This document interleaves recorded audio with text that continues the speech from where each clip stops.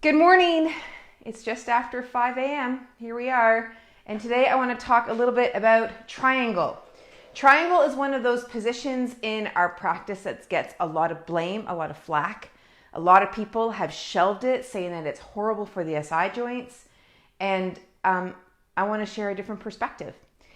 This perspective is that I actually really love triangle for a lot of people who have relieved a lot of their SI joint pain and are now wanting to improve their function, and they're wanting to retrain how their body moves.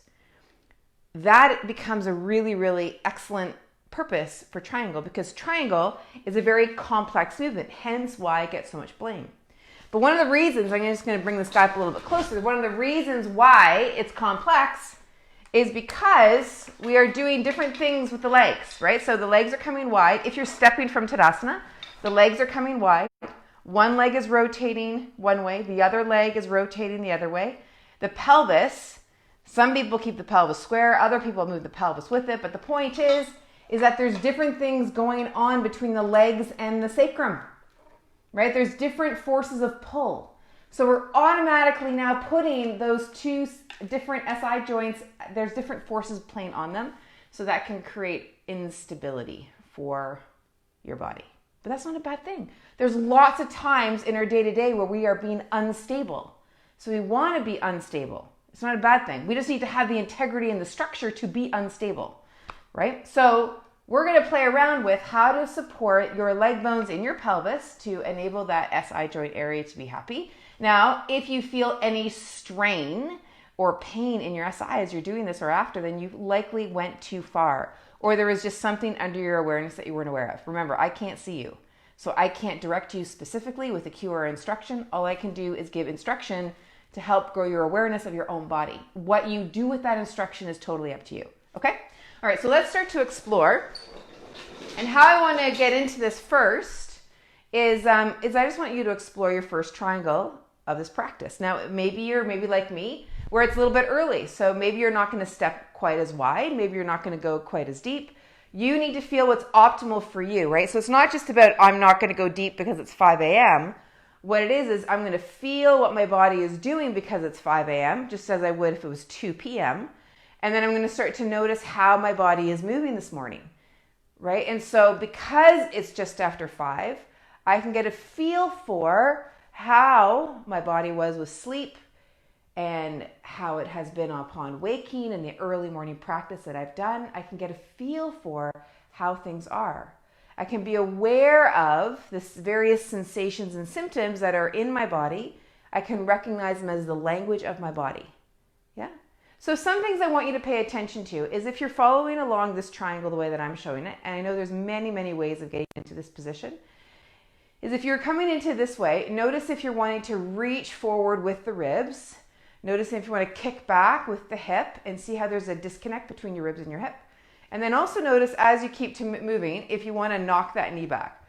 And oftentimes when that knee wants to knock back, the pelvis and leg movement has slowed down somewhat. And so if you can, I'm trying. This is not a movement pattern I do, so I'm trying to kind of mimic it a little bit, even though I'm doing a terrible job at it. But the idea is that people push back at their knee when there tends to be less efficiency at their hips. Okay, so we're going to start there, just get a feel for where that is, and we're going to come down to the floor and grab a ball. So we're going to begin a ball, either a massage ball or a tennis ball. Let's take it underneath your hip, and you can do this actually lying back, right? So you can be here, and you can just find some of the points that might feel a little tender or a little sweet, as I like to call them. Yeah? Or you can be further up, and catch your ball before it runs away. And you can just roll out your hip like so. And just notice. Try not to move off into a fog of like, oh yeah, my bum's on a ball and it's kind of sore. Like really feel what's going on there. Yeah, notice what part of your bum, if it's the outside of it or if it's the closer towards the SI area. Like notice where you're feeling a little more of stuff. Okay, and then you can start to move your leg bone in different directions. I like to bring it up here. The reason being, A, because I can do it, but B, because when I can shift the orientation of my femur in the socket, I can get access to more tissue in my hip, So it just gives me more information about what's going on in through that pelvis and in through that leg bone. Yeah. And this becomes really, really effective as a way of thinking. You can come right over the outside of that hip, particularly if you're someone who has pain and you're trying to solve your pain puzzle. Yeah, let's go to the other side. And the more data you can have about just noticing where sensation is and how you're holding your breath when you do these things, or just your legs here and it's fine. You bring the leg up and you get stuck, or maybe you're here and you come over here and you notice something. Ooh, yeah, me, that's interesting, right? Like you start to notice things. You just need to log that information for yourself, right? And then you start to get more and more data, because to solve your pain puzzle, it's not a data point. It's not like one thing or one muscle that will be the thing that's the thing. It's more an overarching pattern that you get to build out and explore for yourself. And when you have that pattern, you can then make interventions really effective, right? And build up that inner sense of knowing and your inner feedback mechanisms. You really become the power of you. You become the you that is like, knows yourself and your body in a really powerful way. And you can take that information to your healthcare provider, and then they can help you in more. Yeah? Okay, so we can take that up now, come into standing, and now notice yourself in standing and just be aware of what's what. Okay, and then let's take the legs wide. Come into whatever triangle you were doing before, same way that you were coming in, and then let's come on in and see what happens. Does anything change having rolled out your hips? Okay, good, and come back up.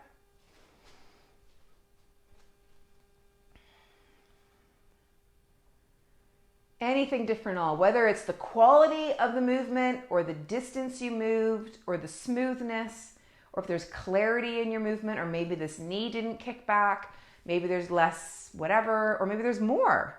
Maybe there's more of something. Okay, we're going to come back to the floor again. This time we're going to use the ball on your calf. And I'm going to take it underneath. So I'm just taking on the back side of my calf, right on the meaty bit. And just roll through there.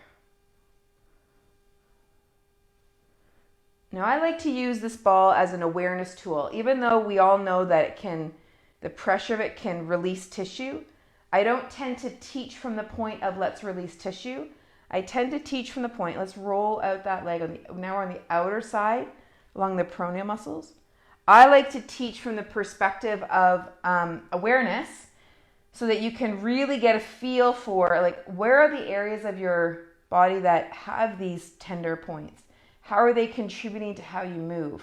Can you A, provide relief, and then B, retrain so you don't even need to use the ball at all?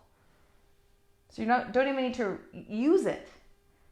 But you don't have to keep coming back to it as a technique for release. You're utilizing it to kind of go, oh, look what's going on there. All right, now let's improve my movement overall, so I bear a load and I move better. So then I don't actually need to use the ball or any of these techniques. It's pretty interesting when you can use the tool from a different perspective and as a less of a dependency. Good, let that go. Okay, come back up. All right, now notice what you feel having shifted up your calf area. Notice if there's anything different further up the chain. And then take your legs wide. Okay, ready? And then rotate your legs. Now notice why I've said rotate your legs. I haven't said turn your toes out, because I want you to focus, I want you to focus on moving the legs and your hip sockets as opposed to rolling out your feet or moving your feet like your toes out. Because the movement really is generated from the leg bones and the pelvis. Good, okay, and then come back up.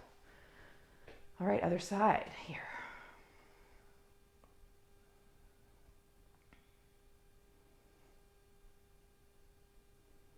And notice if there's any difference now.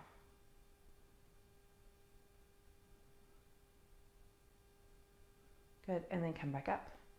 Okay, now bring the ball to your foot, and then we're going to do a little bit of other strength work in a moment, but this is just really curious when we can notice how this whole kinetic chain through the hip and down the calf and into the foot impact the way our hips and our pelvis and our rib cage relate. It becomes really interesting. Yeah?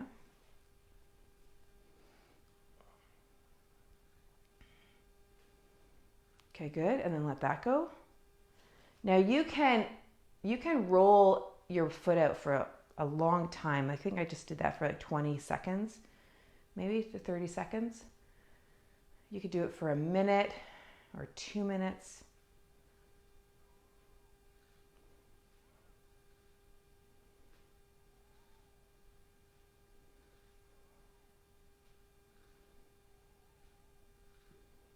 Okay, good. And now come back. Okay, now stand. That one's always interesting, isn't it? Okay, legs come wide. And over we go. Yeah.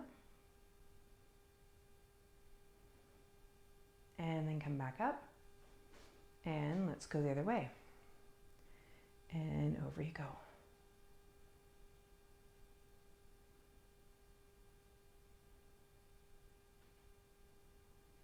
All right, and then up you come.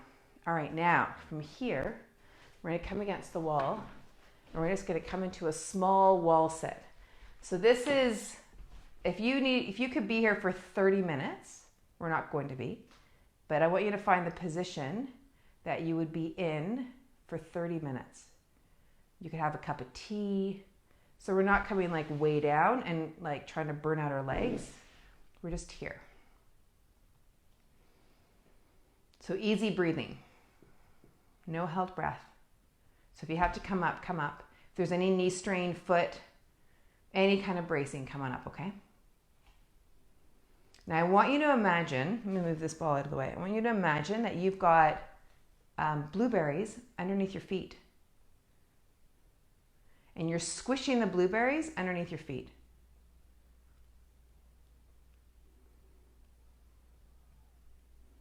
Okay, now, I want you're going to take this leg here, you're going to take the foot off the blueberries, and you're going to squish down more with this leg into the blueberries. So this leg is going to become stronger. So you're going to push the blueberries into the floor with this leg. Okay, now take the pressure off the blueberries. Now, move it over to this leg, push. Another analogy you can use is a gas pedal. So we're pushing this foot on the gas pedal on this side, easing up on this side. Okay, and then again. Now, something that's important here is this. When you shift between this side to this side, try not to feel your body sliding against the wall. So that you're here, push and relax, and then here. Yes, you are shifting your weight left and right, but not in a big gross way between your pelvis and your ribs and your head. That's just shifting the weight out of one leg and then out of the other leg, but you're also not bracing up in here. So keep it very, very, very deliberate in terms of how you're moving. It's how you're transferring your load left to right is very curious. Yeah.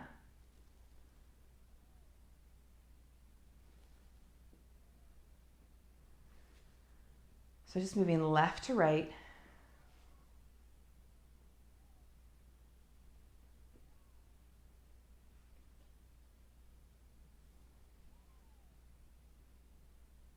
Okay, and then both feet. And then slide up. Okay, come into standing for a moment. Okay, take yourself into your triangle. And move in. Now notice if anything's different there. Sometimes people feel very, very stable and strong. And then come back up.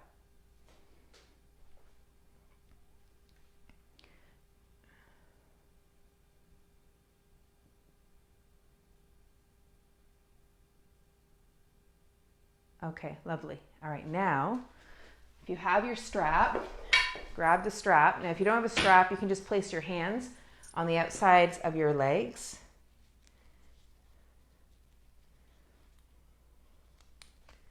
but you'll be here. Good. So you can always take your hands to the outside of the thighs if you don't have a strap. What you're going to do is you're going to press your legs wide, so it's going to look like this. You're against that wall again, and you're pressing out into the strap. Okay, now the key with this is that you're not putting any strain in through your SI or your back. You're not bracing up through here. So you're in the same wall sit, you're just pressing your legs wide. Now what becomes interesting, particularly those of you who tend to be overpronators, is if you look down at your feet, you'll likely see your arches start to lift as you press those legs wide into the strap, which becomes an interesting exploration when you notice the relationship between your hip function and your feet.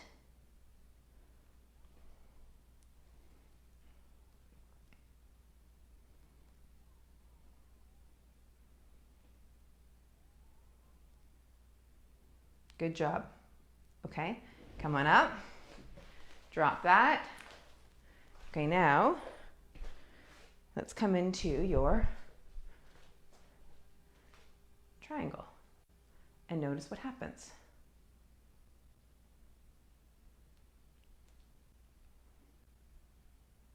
And then up.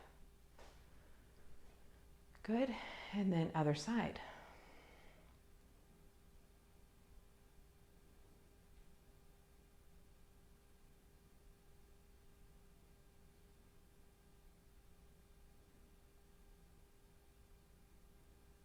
Good job. Okay, one more time. But this time, if you have a block, then grab a block and do the same thing. So take the block between your legs, you're in your wall sit. Now you'll notice that I put the block this way. You might like the block this way, so you decide what's the most comfortable.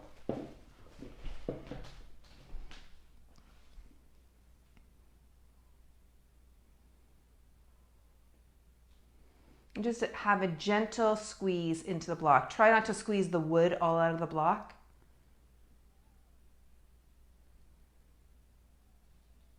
Relax through your toes and your feet.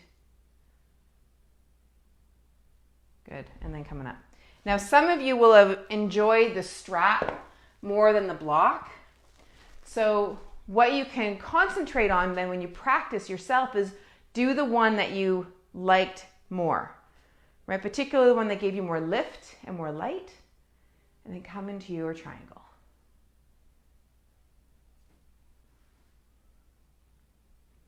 And then up. And triangle.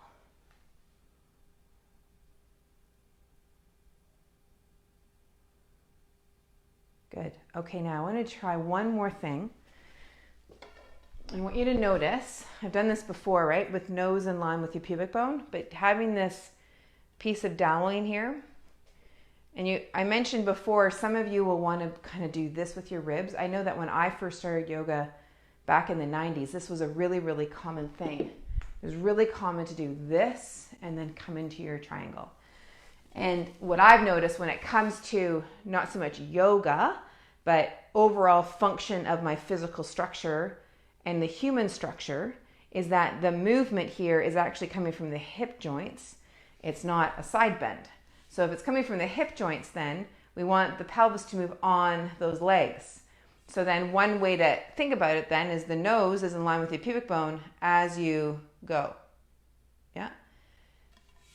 More recently, there's been talk about bumping the pelvis back. Now the sticky thing with doing that is now you're still got a disconnect between your ribs and your pelvis. Now the problem with that disconnect is it can put some crazy strain through your SI joints. So a lot of people who find that that doesn't work, that might be a reason why. Yeah. So then what you're playing with is your nose just stays in line with that pubic bone, or the third eye in line with the pubic bone, and then you move only as far as your pelvis moves on your leg bones. So it requires you to have some awareness of your pelvis on your legs, which is what we were playing with for most of today's practice. Was pelvis on those legs. And then just notice what's going down through the chain through to your feet. Good. All right, so now let's come down to the floor. And let's just get a sense and a feel for how this all is now in your body. And just lie back. Notice your sacrum, notice your pelvis, notice your back, your spine, your ribs. Bring one knee to your belly, followed by the other, and let's just start to roll those legs out a little bit.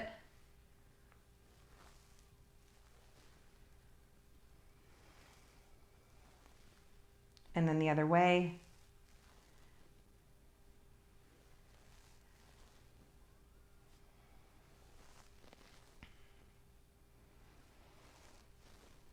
There you go. Good. Okay. And then bring one leg straight, other leg comes across.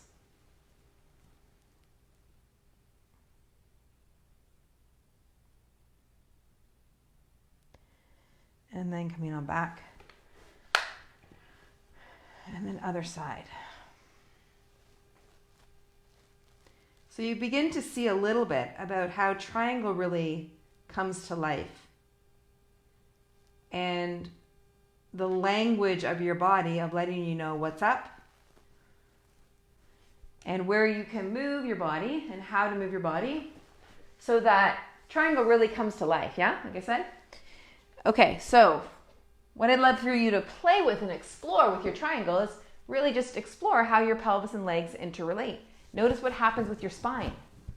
Where does your head and your jaw, where do your feet go? So allow those awarenesses to come into play. Later in October, I'm going to be running a 2-hour program just on triangle. So if this got your interest, piqued your interest a little bit, that's what we're going to be doing. We're going to be spending 2 hours building triangle up from the bottom to the top, really exploring why people have problems with it, what you can do as a student or a teacher with this beautiful thing called triangle if you are someone who does not want to shelve triangle, because triangle is a rockin' position. So if you want to join, we'll put the link up in the body of this post. So take a look when this comes back live. All right? You have a great day. We will see you tomorrow in the morning around 5 a.m. for another practice. Take good care.